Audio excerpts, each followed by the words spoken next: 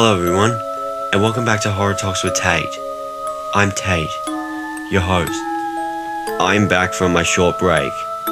It's great to be back in your head. In this podcast, join us as we dive deep into the characters, themes, director cuts, and more. In this episode, I'm going to warn you that you better be good this year, or a creature will come for you.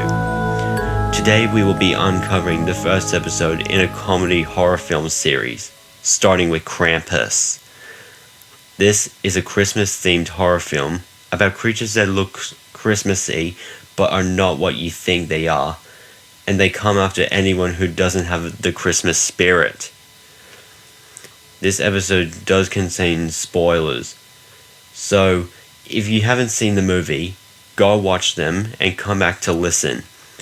We will be back waiting for you. The movie follows a young boy losing his Christmas spirit due to his dysfunctional family. After he tears a letter to Santa, the family gets attacked by a fearsome demonic beast from ancient European who comes around every Christmas time and punishes naughty children by capturing their whole entire family and drags them to hell. Yeah, this is very sad and hurtful for the children to lose their family. So you would not want to be on his list, would you? Even though there's not just one creature, there's more. The Jack-in-the-Box, the 3 gingerbread men, evil elves, twisted toys, creepy snowmen, and an unknown beast that crawls underground called the snow monster. That's why this movie is fun to watch at Christmas time. Anyway, let's get right into it and talk about the spooky summaries.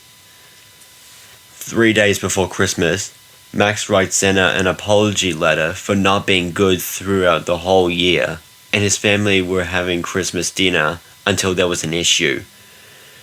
Max ran up to his room and tears the letter to Santa apart, and the whole town lost power.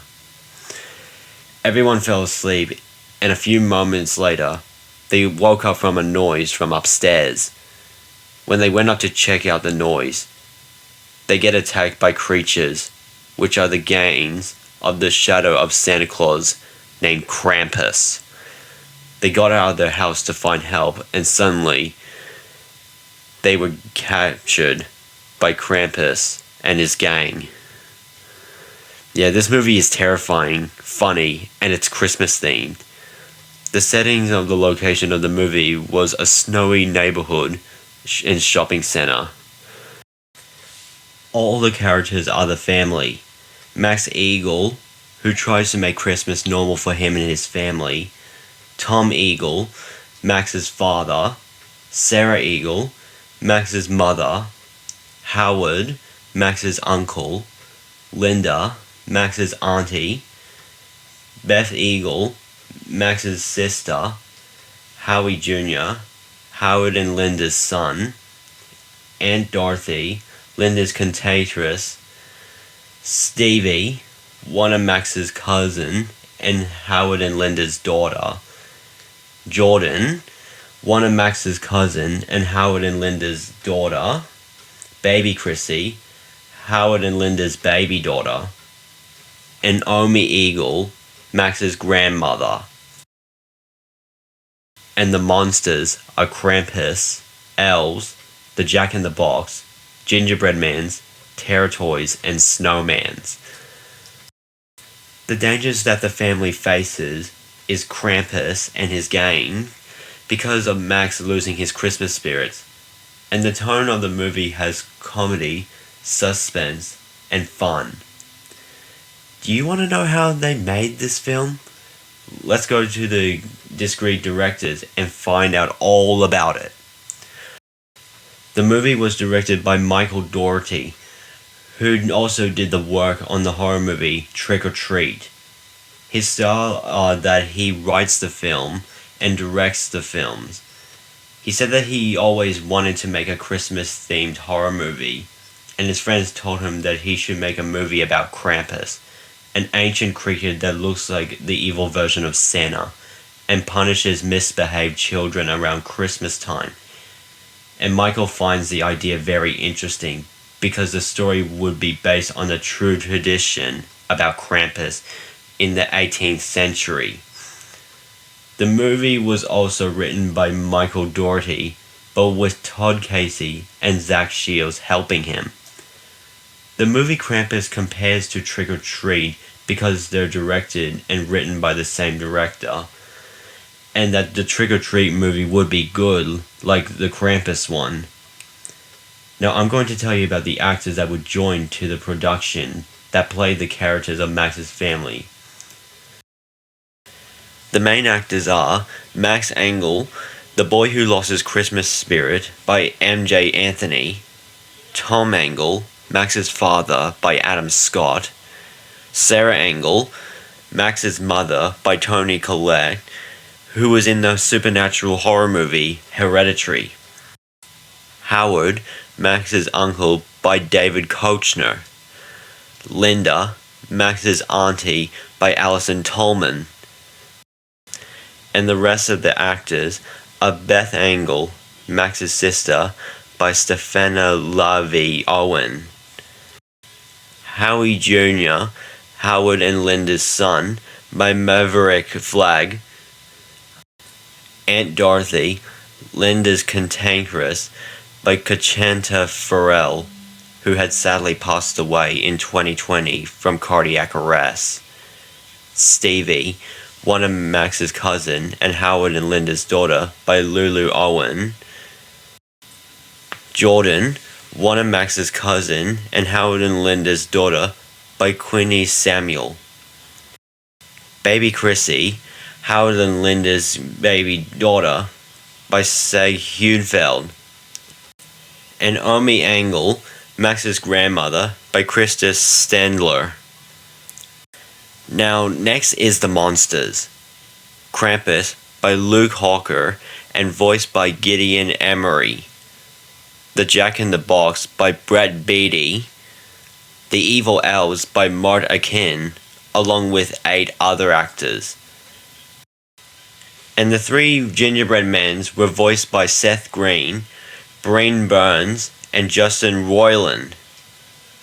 Anyway, let's get to the history of how they make the movie.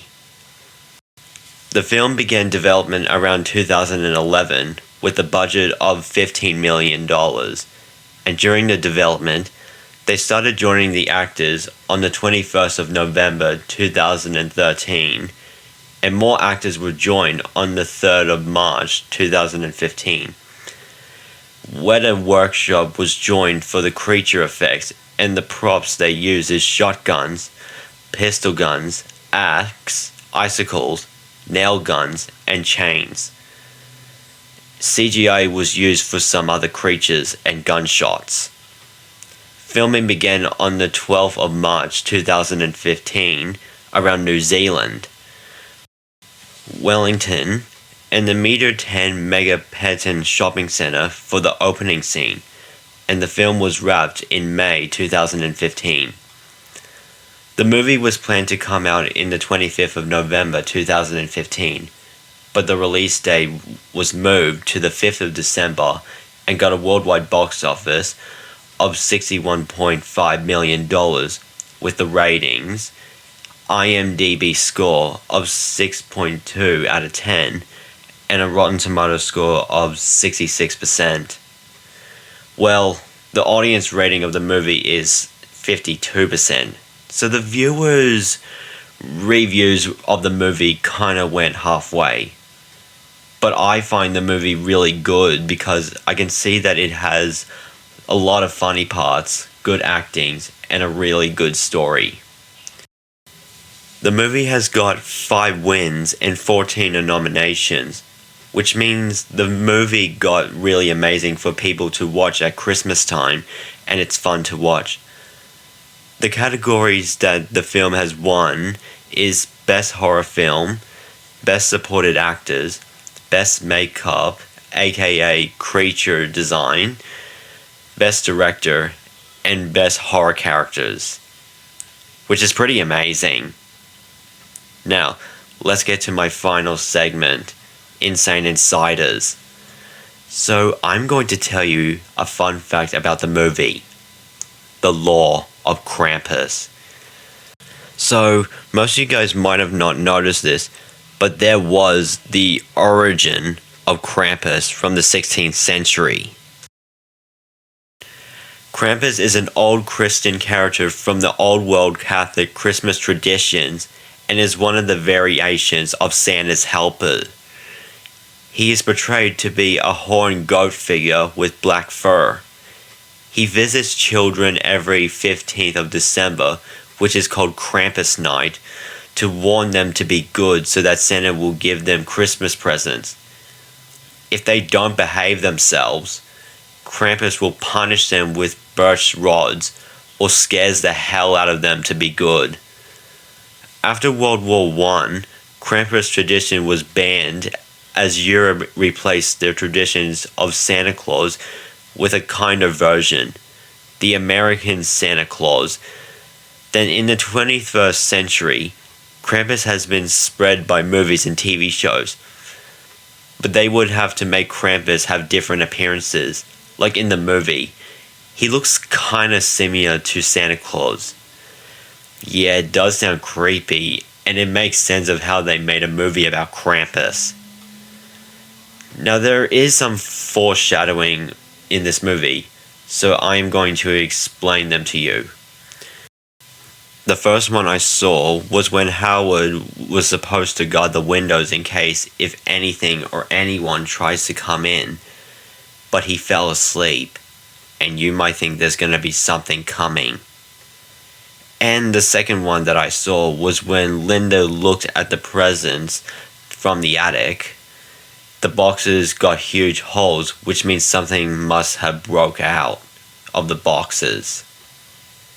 Yeah, that can be scary before knowing what is going to happen. Now, the last thing I'm going to tell you is about the Easter eggs of the movie. And I think you'll be surprised at what I will tell you. After Max throws the letter from Santa out of his bedroom window, and when you see the whole neighborhood, you can see a house next door to Max's that looks similar to the house from the movie Amityville.